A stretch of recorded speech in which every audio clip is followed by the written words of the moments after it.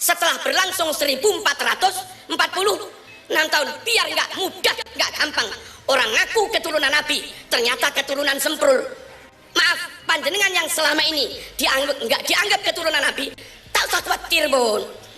Siapa tahu penelitian Kiai Imad dan kawan-kawan sampean terbukti keturunan Nabi, maka kami nggak ragu hormat neng sampean, nggak ragu mahabbah neng sampean. Ojo kesusu musuhi Kiai Imad. Tapi saya belum lihat ada Habib yang ngajarin kita baca Fathul Mu'in misalnya. Ada juga selawatan, ceramah, termasuk Abah Lutfi. Belum pernah saya melihat beliau baca kitab kuning. Yang ada adalah ceramah. Maka kalau ketika ada yang nanya sama saya, Abah Lutfi itu ulama bukan? Bukan.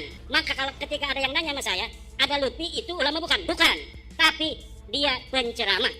Kenapa? Karena ulama harus bisa baca kitab kuning. Syarat ulama itu mampu membaca kitab kuning sebagai satu syarat utama orang memahami agama.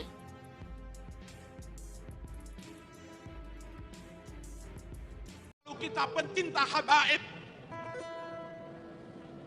habaibnya para habaib yang paling alim, menjadi mursyid sekian banyak thariqah, lancar baca kitab, lancar berbahasa Arab, hafal sekian banyak hizib.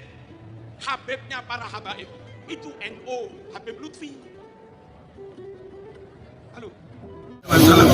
Amanun li ashabi. Naam, amanun li ashabi. Wa idza dhahabtu halak. Wa ahlu baiti amanun li ummati.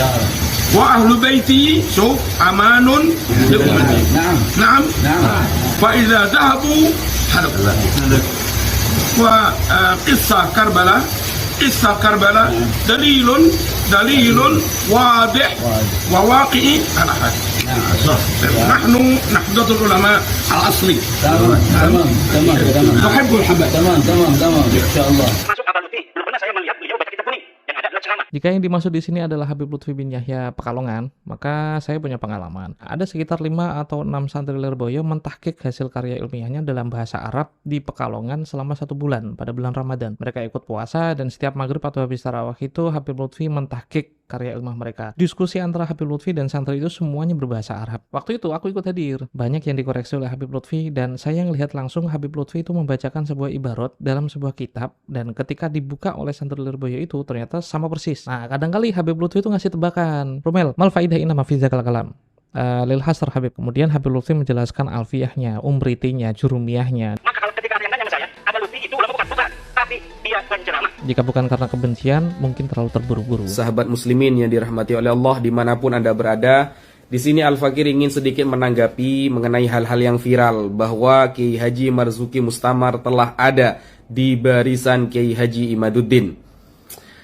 Bagaimana tanggapan Al-Fakir? Jadi begini guys, kita tidak usahlah ya terlalu serius menanggapi Kiai Haji Marzuki Mustamar. Biasa-biasa saja.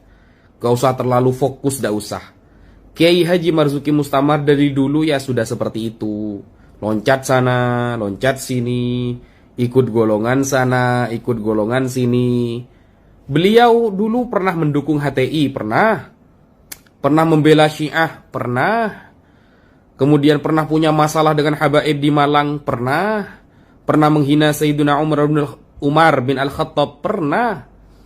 Bahkan beliau dipecat kan dari Nahdlatul Ulama kan, karena memang banyak masalah. Beliau itu banyak masalah.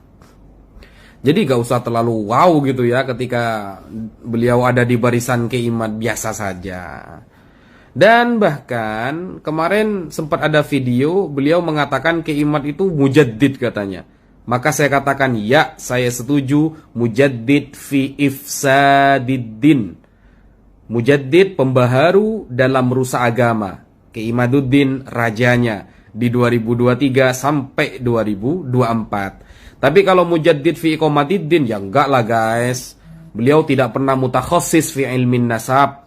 Beliau tidak pernah punya guru ahli nasab.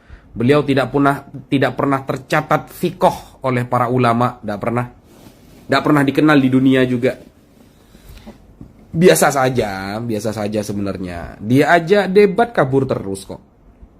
Bahkan ngajak di UIN Wali Songo sok-sokan 20 orang dihadapkan di depan saya, cukup saya sendirian. Kita datangi, saya sudah pesan tiket, digagalkan kok sama dia. Jadi itu mujaddid fi ifsadid din. Kullul ulama fi hadhihi dunya, semua ulama di dunia ini min ahli sunnati wal jamaah, dari kalangan ahli sunnah wal jamaah yang kutubuhum mu'tabarah, kitab-kitab mereka yang mu'tabarah, dikaji di seluruh dunia, mengisbat, menetapkan nasab Ba'alawi. Maka Imad menjadi mujaddid fi ifsadi dalik, menjadi pembaharu dalam merusak seluruh pendapat itu. Dialah yang membatalkan mengikuti Murad Syukri, ya, orang-orang yang gabrul itu yang diikuti. Ya, mujaddid dalam perusak memang, bukan dalam iqamatiddin, mohon maaf.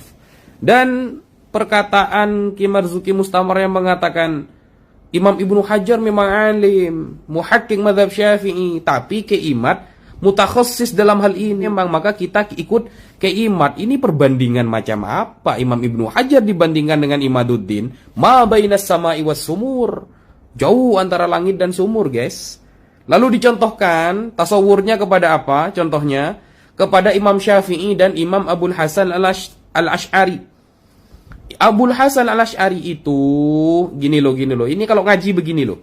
Imam Abul Hasan al-Ash'ari itu bukan membuat akidah baru. Beliau itu yang mencetuskan metodologi untuk menyerang, melawan Mu'tazilah di saat itu. Bukan berarti Imam Abul Hasan al-Ash'ari itu di atas Imam Syafi'i dalam fi fahmil akidah, bukan.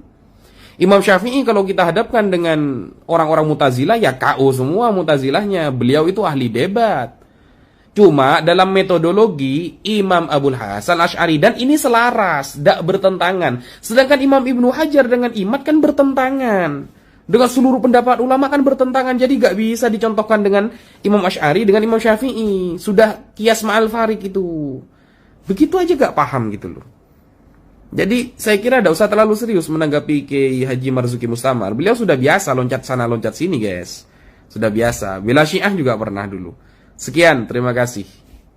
Mari kita kembali merenung tentang sosok ulama yang seharusnya menjadi panutan kita. Namun sayangnya baru-baru ini nampaknya ulama tersebut sedang berada di fase ketidakpastian. Beliau seolah-olah terombang-ambing oleh angin perubahan zaman, kehilangan arah dan pendirian. Apa artinya sebuah fatwa dan pengakuan dari Kiai Marzuki Mustamar pada Habib Lutfi bin Yahya sebelumnya jika semua itu bisa berubah secepat cuaca? Dalam suatu kesempatan, beliau mengajarkan untuk mencintai Ahlul Bait dan memuliakan ulama, khususnya Habib Lutfi bin Yahya. Tapi baru-baru ini beliau justru berada di garda terdepan bersama orang-orang yang mendustakan para habaib, yaitu Imaduddin. Di saat ini banyak umat yang sedang mencari petunjuk, tetapi malah ikut terjebak dalam keraguan ketika mendengar ceramah para ulama tersebut. Umat jadi bertanya-tanya apa yang diajarkan, mana yang benar untuk mereka ikuti. Kiai Haji Marzuki Mustamar sebagai seorang ulama, beliau pastilah mengetahui bahwa tugas ulama ialah memberikan pencerahan dan pemahaman yang kokoh. Namun dengan labilnya pendirian beliau sendiri, ini justru menambah kebingungan umat. Kita sudah cukup terbebani oleh isu-isu lainnya yang lebih kompleks. Di saat datang untuk menenangkan pikiran, menghadiri pengajian ceramah ulama, mereka justru dibebani lagi oleh ketidakpastian yang disampaikan oleh para ulama-ulama yang labil dan tidak punya pendirian. Sosok ulama sangat diharapkan bisa bertindak sebagai pembimbing yang mencerahkan, tapi ini yang ada malah memperburuk keadaan. Kita perlu merenungkan dampak dari ketidakpastian ini. Ketika ucapan para ulama itu sudah mencela-mencela dan labil, maka itu berpotensi juga akan menjadikan rusaknya kepercayaan umat kepada para ulama-ulama yang lain yang tidak terlibat. Dalam situasi ini, kita sama sekali tidak menyalahkan ketidakpastian zaman. Namun sebagai seorang ulama, tanggung jawabnya itu tentulah lebih besar. Ulama harus mampu menghadapi tantangan dengan keteguhan hati dan integritas diri yang kokoh. Jangan sampai diterpa angin sedikit saja dia sudah belok keluar dari jalur tujuan awalnya, yang dulunya kokoh dan teguh mencintai para habaib, bahkan mengajarkan kepada orang banyak untuk melakukan hal yang serupa, tapi kini itu buyar semuanya hanya karena satu tesis abal-abal Imaduddin. Sungguh sayang seribu sayang. Jika kita ingin selamat di akhir zaman ini, marilah kita cari ulama dan berguru kepada ulama yang dari awal sampai sekarang itu istiqomah berdiri teguh dengan akidah dan keyakinannya.